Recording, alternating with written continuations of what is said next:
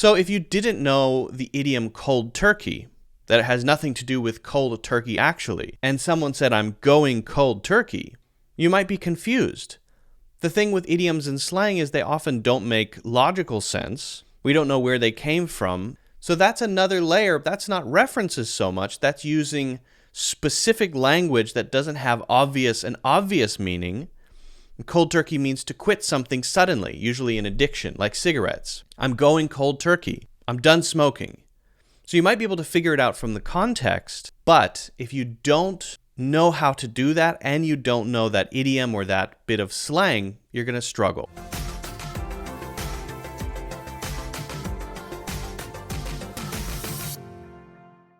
Why is it that you can understand me, but you struggle to understand other native English speakers, movies and TV shows, colleagues perhaps, overhearing people? What the heck are they talking about? The natural instinct is to say, well, it's too fast. This is the common thing that English learners say. It's too fast. So it's just that I'm speaking very slowly. Is that why you understand me? Because I'm speaking really slowly? Actually, that is not the main reason. That's a fairly minor reason, and we'll get into that. The main reason, the primary reason, by far, is cultural references. So we're going to talk about that a little bit, and then we're going to get into two other reasons why you may struggle to understand some people, but not others, like me. Okay, so cultural references. What is that? This is when someone says something that mentions something specific to the culture, and you're simply not familiar with that thing. And that could be a reference to a movie, to a historical figure, to a work of literature, to anything in the culture, a type of food, a style of dance. And so because you didn't grow up in that culture, you don't have access to the full library of stuff that the average person who grew up in that country would have. So when I speak to another person I know grew up in the United States, I'm able to use a lot of references that I know they're going to know. We're able to have a slightly deeper conversation as a result, even more so than if I were speaking to someone from Australia. There might be some things that they might say that I wouldn't understand. In fact, that happens quite often, specifically for Australia. But they might also not understand some things that I say if I'm using those cultural references. Let me just give you a quick example of what I mean by this, okay? I'm going to share this video from Family Guy just to give you a sense of what a cultural reference is. This is kind of an extreme example, but just to give you a sense, okay? Good for you, Lois. You'll be a local hero, like Paul Revere. The British will be here soon. We shall stand our ground and fight them to the death. Yes, yes! Although, one of us should probably warn everyone, that the British are coming. Not me. I want to fight. Oh, shoot, I've got the horse. But if anyone else wants to go... I'll go. No one? All right. I'll make sure everyone remembers your names. We're gonna be a great team, like Moses and his buddy who So that one there, that's Paul Revere. And you have to know the story of Paul Revere in order to get that joke, right? So Family Guy is famous for doing these callbacks or references where someone will say, oh, that's just like that time that we... Or that's just like if happened. And then they show that little scene. That's sort of Family Guy's thing. It's actually a good way to learn cultural references. So that's American history. Paul Revere is the guy who warned people in the town that the British were coming on his horse. They're making a joke that he did that because he's a coward. So you have to kind of know that story in order to get that joke. All right. to collect seashells.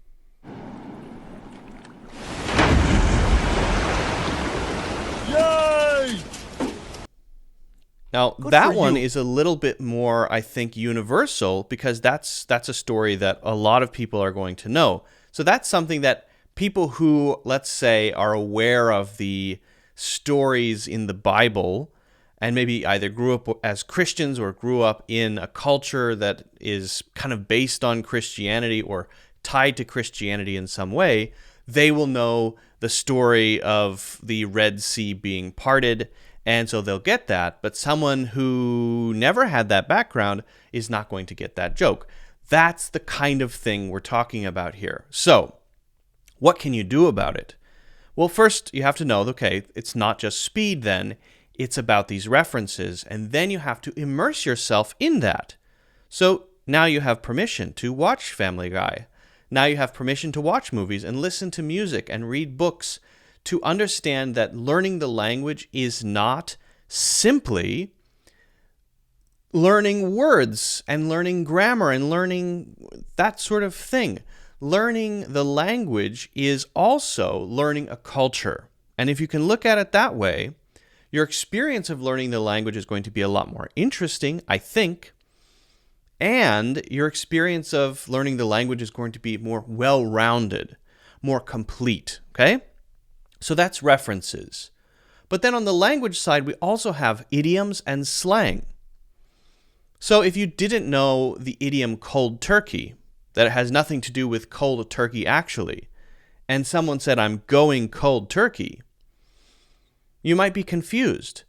The thing with idioms and slang is they often don't make logical sense. We don't know where they came from. The words that we're looking at don't necessarily make sense. So we have to ask, what are you talking about? So that's another layer. That's not references so much. That's using specific language that doesn't have an obvious meaning. Cold turkey means to quit something suddenly, usually an addiction, like cigarettes. I'm going cold turkey. I'm done smoking.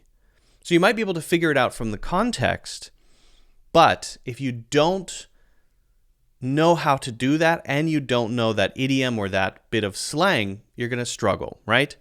So there, you simply need to learn it. So don't just learn vocabulary, learn idioms. When you're watching movies, listen out for phrasal verbs. Listen for slang. Listen for all of that stuff and make sure when you do it that you look up examples, that you see how it's actually used, so that you can, number one, understand it, so that you can hear it, and so that you can use it yourself, or at least know when you should or shouldn't use it if you wanted to, right? So now you know cold turkey at least. When you want to quit something suddenly, you say you go cold turkey. Don't ask me why. I'm sure there's a reason.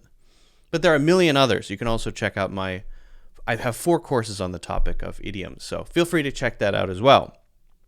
Now, number 3 is probably what you thought initially, speed. But I think it's not just speed, it's speed plus blending. Because if I talk very fast and you listen to what I'm saying and I say every word very clearly, it's still pretty easy to understand what I'm saying. I'm not using any difficult words, I'm talking quickly, but I'm not really blending my words together. So that's speed, but that's not speed and blending. So speed and blending is when you have speed, someone's talking quickly, but they kind of mush all the words together. So if someone says, for example, yeah, I don't know, I just like,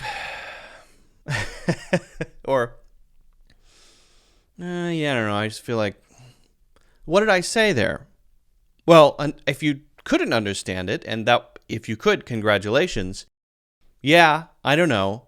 I just like, or yeah, I don't know, I just feel like. Yeah, I just feel like. That's how a lot of native English speakers are going to say that. They're not going to say, yeah, I don't know, I just feel like. They'll say, yeah, I just feel like. So that could be tough to understand. And so there, you have to just increase the amount of listening you do. You have to constantly be paying attention to what people are saying. And you have to be not afraid to ask a follow-up question like, sorry, could you slow down a little bit? And then once you learn what they said, then you know what that sounds like now. So you have to increase the amount that you listen to. As an English learner, you may tend to want to read things. You may tend to want to take information in through your eyes. But if you're not able to take information in through your ears, and your ability to listen is not as high as your ability to read, then you know what you need to focus on. You need to focus on your listening ability, not your reading ability, because there's no reason why one should be better than the other. No reason whatsoever. So those are the three main reasons that you may be able to understand me, but not someone that you hear in a movie if you struggle to understand them. Because I'm not speaking super fast and blending my words together. I'm choosing not to use a bunch of idioms that you may not understand, and I'm choosing not to make a bunch of cultural references. I'm just deciding not to do that as I'm talking to you. I'm not making those references. So the combination of those three things is why you can understand me, but maybe not some others. But that's also then your roadmap for how you improve your listening so that you can understand everybody. To learn cultural references, watch movies, read books, podcasts, everything, videos. 2, to learn idioms and slang. My course would be a good place to start, but also the free dictionary, a great dictionary for learning idioms and phrases with example sentences. And then to just increase the amount of practice and listening you do so that you can gradually improve your ability to take information in through your ears. Those are the three things. Start working on those. If you have any questions, let me know. If you haven't already done so, hit the like button and subscribe. And also, you can get a free course in the links in the description.